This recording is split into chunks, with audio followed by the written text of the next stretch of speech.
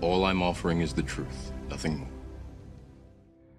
Here's another man that paid a price, written by Bill Banowski, called Try and Try Again in the Herald Examiner, April the 1775. Of course, there's nothing new about it. You've read it in your history. But however, it's interesting to show that you must pay the price.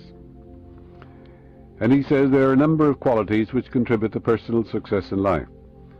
Some, like being born with good parents, or in a favorable country or social class, or with natural physical and mental endowments, are completely out of our control. But the ones that really count are the ones that we can do something about. And among these, nothing is so important as the quality of persistence.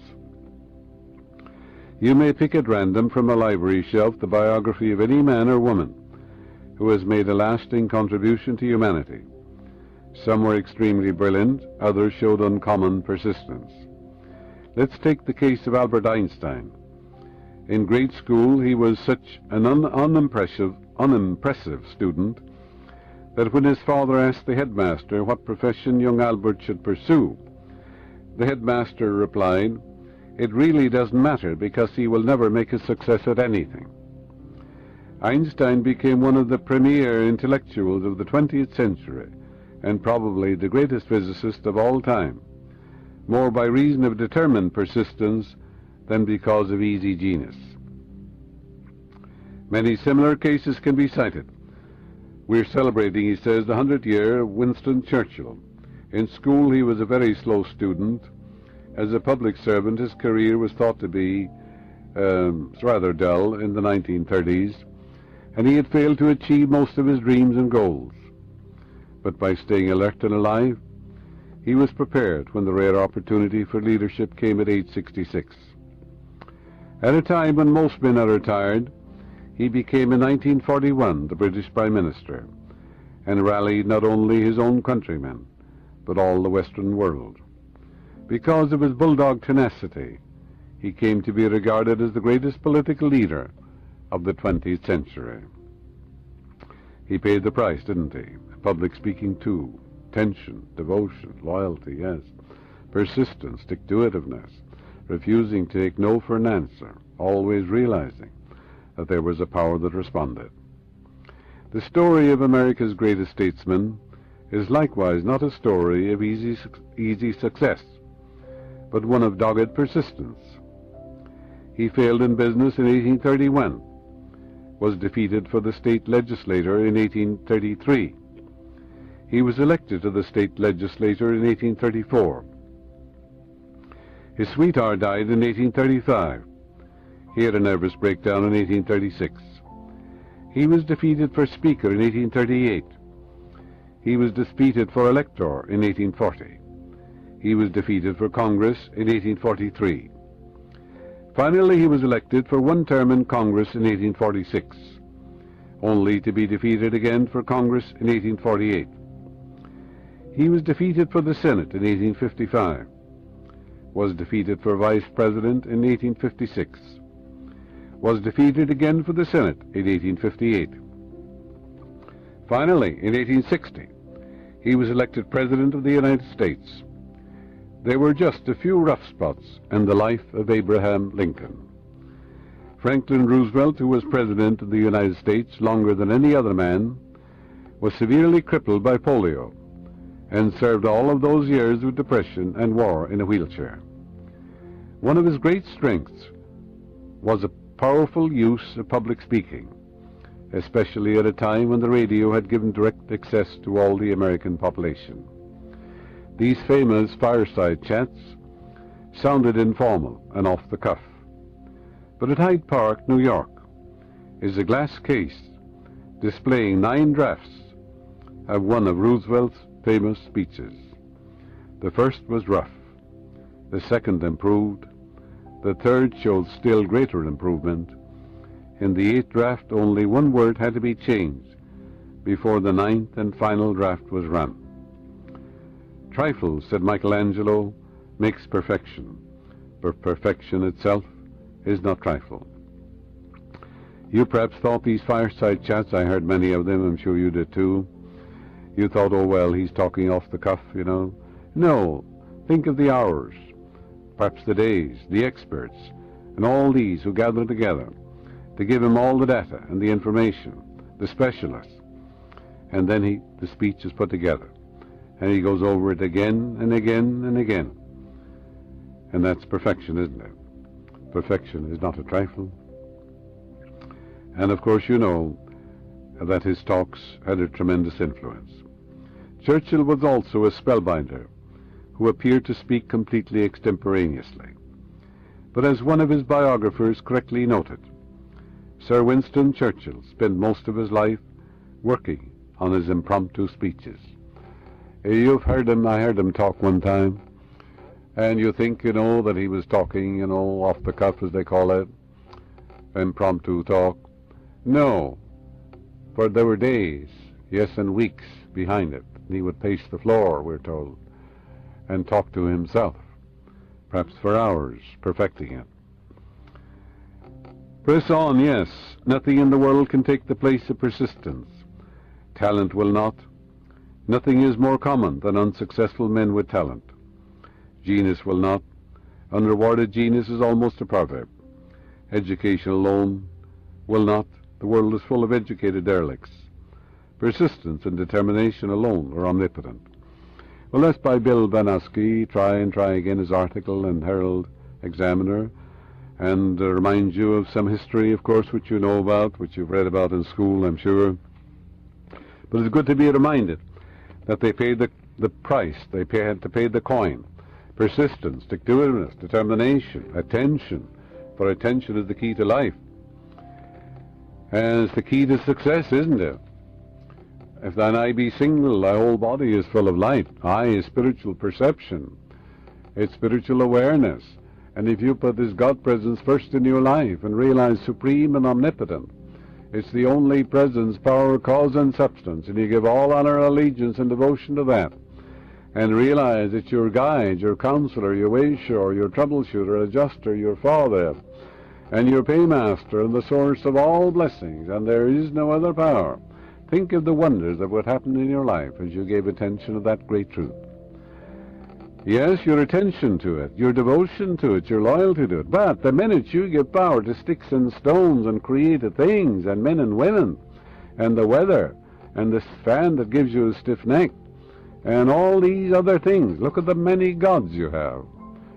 One condition doesn't create another, one circumstance doesn't create another. That means you're not willing to pay the price.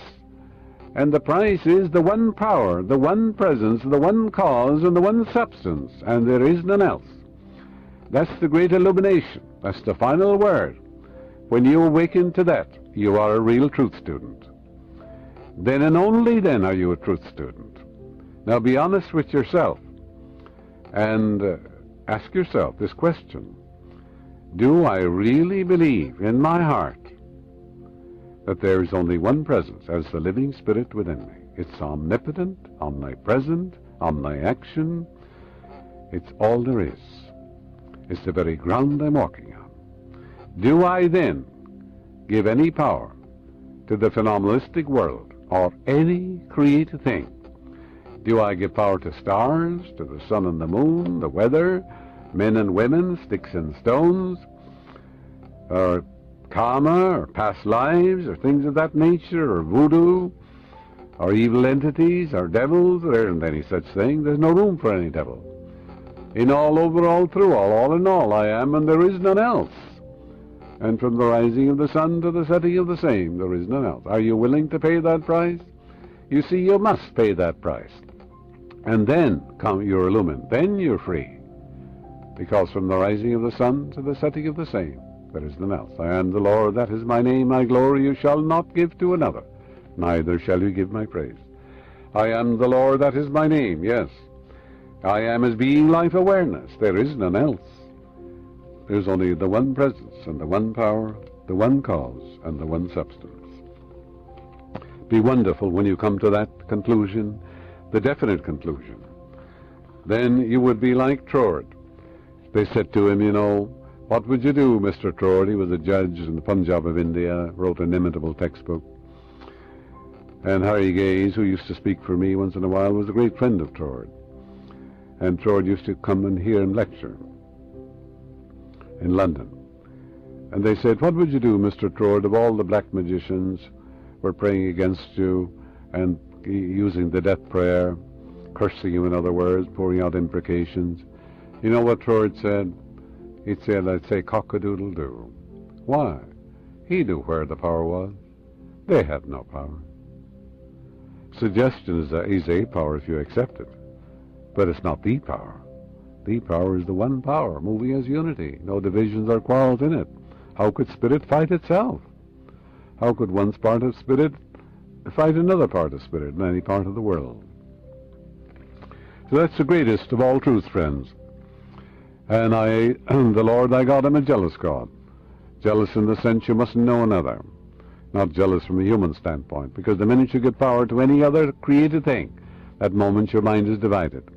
You're the double-minded man, unstable in all your ways. Let not such a man ask anything of God, for he is like the surge of the sea, tossed to and fro, a double-minded man, unstable in all his ways. You're like the woman that I just told in this cassette, that was blaming the climate in Denver, blaming genes and chromosomes, heredity, and blaming it on the sun, and blaming it on everything, you know. And the cause was within herself all the time. She learned to pay the price and got a healing. On May the 6th in the Inquirer, 75, it says, a doctor healed of crippling disease. Medicine failed me, he said. This is a medical doctor. Then I was cured by the miracle of prayer, by Lee Harrison. This is what he says. Dr. Phil Miles once was skeptical about supernatural healing, but no more. For when a bizarre disease attacked his body, gnarling and paralyzing his limbs, it was faith, not modern medicine, that cured him. It was a miracle, declared the El Paso, Texas physician. Joy shining in his eyes. It's given me, he said, new life. I am walking, living, laughing proof that there is a healing force, much more powerful than any man on this earth. For 7 years, Dr. Miles had suffered from the strange disease, which caused his arms and legs to jerk spasmodically and twist into rigid positions. Dr. Miles, formerly on the staff of the prestigious Walter Reed Medical Center, called in some of the finest neurologists in America, but they couldn't even diagnose his illness. Finally bedridden and growing worse every hour, the heart-sick young doctor turned in desperation to his only remaining hope, faith in God. He asked a Christian neighbor to come to his bedside, help him pray for his recovery. The doctor will never forget that incredible day. Every moment, every happening is etched into his memory. I was sobbing uncontrollably as I uttered the words of that prayer, he recalled. No sooner had the final words left my lips, when to my utter astonishment my hands, which had been clenched like claws for 2 days, suddenly began to open. A second later, the rigid muscles in my feet began to relax. I realized I was witnessing the power of the supernatural.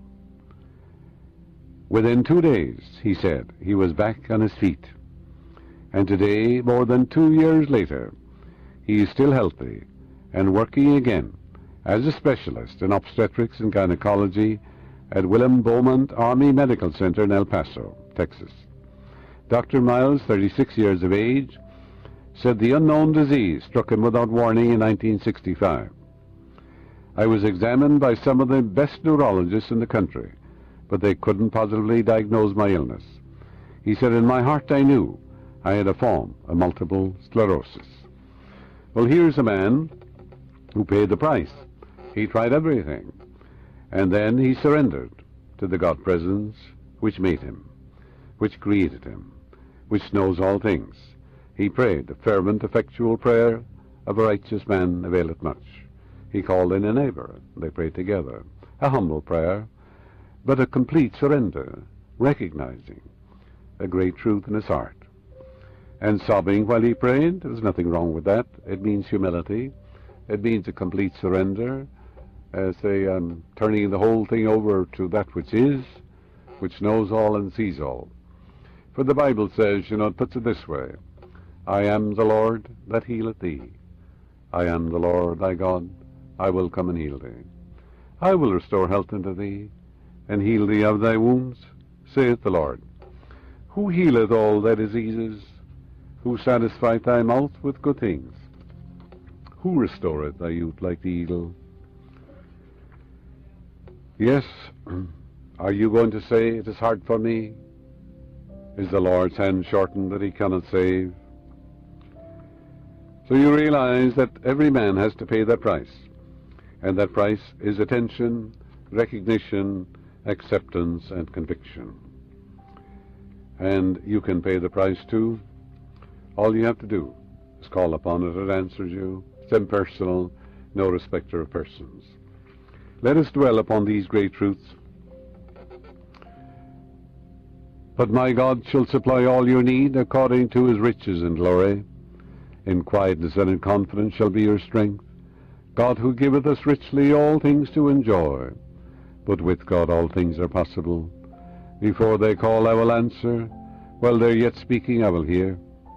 According to your faith be it unto you.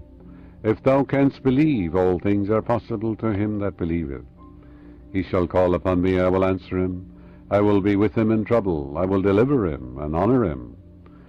The Lord is my light and my salvation. Whom shall I fear? The Lord is the strength of my life. Of whom shall I be afraid? God in the midst of you is guiding you now.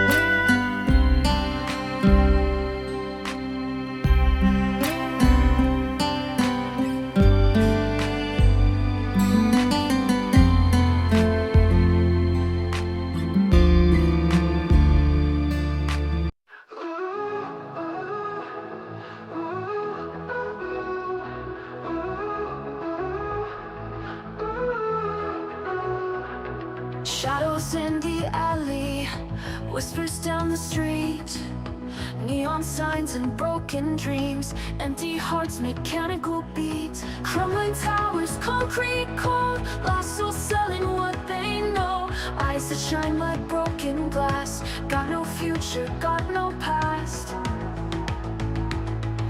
Echoes in the static, voices of a wasted hope.